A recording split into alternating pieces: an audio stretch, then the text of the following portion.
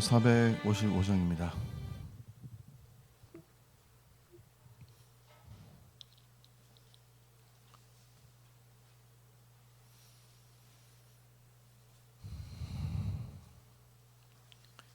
찬송가 455장입니다. 주님의 마음을 본받는 자, 그 맘에 평강이 찾아옴은 험악한 세상을 이기림이 하늘로부터 임함이로다. 주님의 마음 본받아 살면서 그 거룩하심 나도 이루리. 주 모습 내 눈에 안 보이며 그 음성 내 귀에 안 들려도 내 영혼 날마다 주를 만나 신령한 말씀 늘 배우도다. 주님의 마음 본받아 살면서 그 거룩하심 나도 이루리. 가는 길 거칠고 험하여도 내 맘에 불평이 없어짐은 십자가 고난을 이겨내신 주님의 마음 본받음이라. 주님의 마음 본받아 살면서 그 거룩하심 나도 이루리. 주님의 빛나는 긍휼이 그날의 무성도 변화하여 주님의 빛나는 그 영상을 다 함께 보며 주 찬양하리. 주님의 마음 본받아 살면서 그 거룩하심 나도 이루리. 아멘. 사도신경으로 신앙 고백 드리겠습니다. 나는 전능하신 아버지 하나님 천지의 창조주를 믿습니다. 나는 그의 유일하신 아들 우리 주 예수 그리스도를 믿습니다. 그는 성령으로 잉태되어 동정녀 마리아에게서 나시고 본디오 빌라도에게 고난을 받아 십자가에 못 박혀 죽으시고 장사된 지 사흘 만에 죽은 자 가운데서 다시 살아나셨으며 하늘에 오르시어 전능하신 아버지 하나님 우편에 앉아 계시다가 거기로부터 살아있는 자와 죽은 자를 심판하러 오십니다.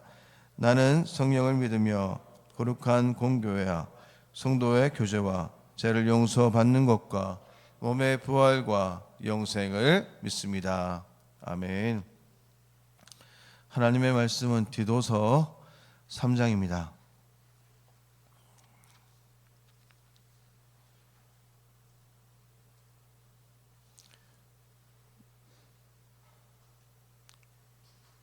디도서 3장 8절에서 15절 말씀 우리 교독하도록 하겠습니다. 이 말이 미쁘도다. 원하건대 너는 이 여러 것에 대하여 굳세게 말하라. 이는 하나님을 믿는 자들로 하여금 조심하여 선한 일을 힘쓰게 하려 함이라. 이것은 아름다우며 사람들에게 유익하니라.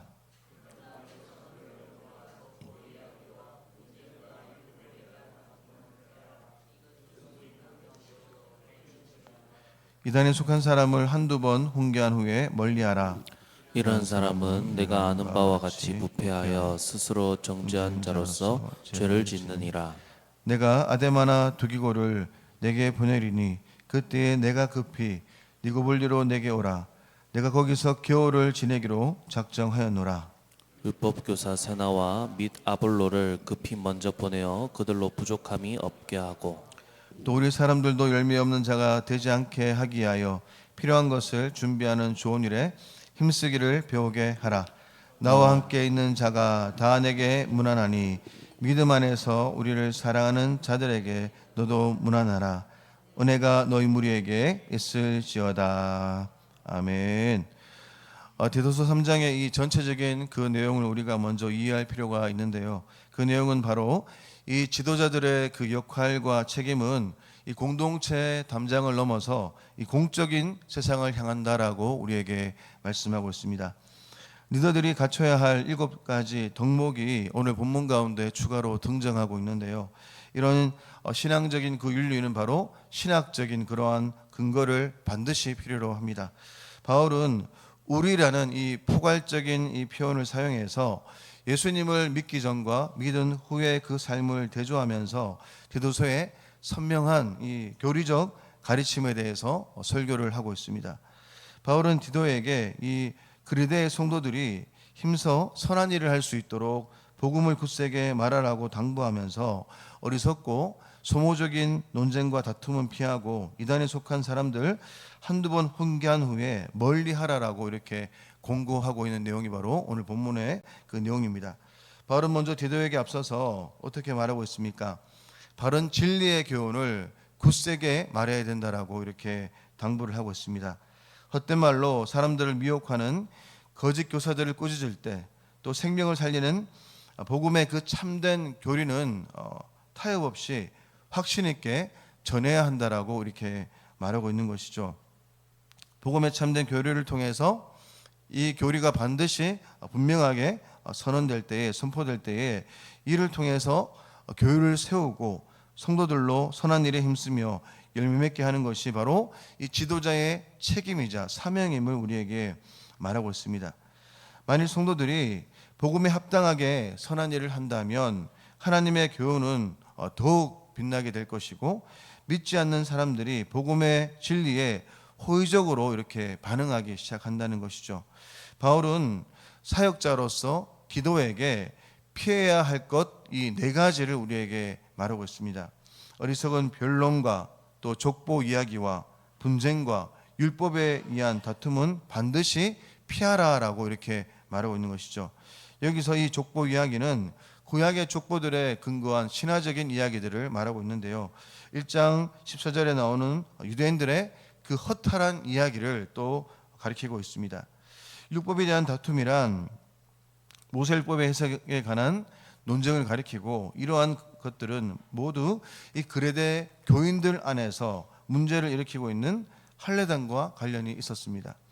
그들과의 모든 변론과 논쟁과 다툼은 아름답고 유익한 선한 일들과는 달리 바로 신앙과 이 공동체의 그 무익하고 헛된 일들로 그 공동체를 변질시키게 된 것이죠. 바울의 이 권면은 이런 가치 없고 무익한 일들로 시간을 낭비하지 말라라고 말하고 있습니다. 또한 멀리할 사람들도 있습니다. 10절에 보면 이단에 속한 사람 한두 번 훈계한 후에 멀리하라라고 권면하는데요. 11절 말씀 보니까 이러한 사람은 내가 아는 바와 같이 부패하여 스스로 정죄한 자로서 죄를 짓느니라라고 이렇게 말하고 있습니다.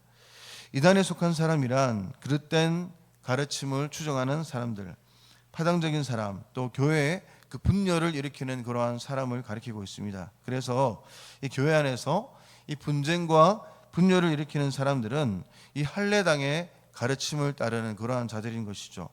또 교회 지도자는 마땅히 그런 부류의 사람들에게 신학적인 근거를 가지고 반드시 권면해야 한다는 것입니다. 먼저 한두 차례 이렇게 분명하고 단호하게 훈계하고 또 경고하여 돌이키게 해야 하는 것이죠. 만일 경고를 듣지 않고 회개하기를 거절한다면 다음 단계로 그런 사람을 멀리해야 한다라고 이렇게 말합니다. 그들을 경계하도록 성도들을 반드시 지도해야 한다는 것입니다. 여기서 우리가 멀리한다는 것은 훈계하기를 중단하는 것, 또 더 이상 그에게 상관하지 않는 것, 이런 사람들이 교회에서 가르치는 것을 금하는 것, 이런 뜻이 있는 것인데요. 이것은 또 거부하고 철저하게 단절한다는 것을 의미하고 있습니다. 훈계하여도 듣지 않는 이단들은 돌아올 가망이 없을 만큼 그 마음이 어떠합니까? 마음이 부패해져서 죄만 짓고 스스로 정죄하는 사람이기 때문에 멀리하고 경계해야 한다는 것입니다. 그것이 바로 하나님의 심판을 대행하는 일들이 될 것입니다. 또 우리가 반드시 또 피해야 할 일들도 있지만 성도들이 힘써야 할 일도 있음을 우리에게 말하고 있는데요. 열매 없는 헛되고 무익한 일에 시간과 은혜를 소모하지 말고 선한 일에 힘써야 한다는 것입니다. 바울이 여기서 말하고 있는 이 선한 일은 무엇일까요? 이 선한 일이라는 것은 바로 하나님의 선을 드러내는 일들인데, 하나님께서 구약 성경부터 신약 성경에 이르기까지 말하는 선일은 무엇입니까? 구체적으로 다른 사람들의 긴급한 필요를 채우는 일들입니다. 특히 디도에게 있어서 또 다른 복음의 사역자이자 동역자인 세나와 아볼로가 부족함 없이 선교 여정을 떠날 수 있도록 또 그들의 필요를 채워주는 것이 하나님의 선한 일이라는 것을 우리에게 말씀하고 있습니다. 이 선한 일에 그리스도의 성도들이 함께하여서 열매 맺는 자들이 되기를 바울은 원하고 있는 것이죠.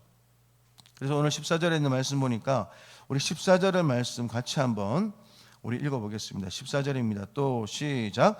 또 우리 사람들도 열매 없는 자가 되지 않게 하기 위하여 필요한 것을 준비하는 좋은 일에 힘쓰기를 배우게 하라 말씀합니다.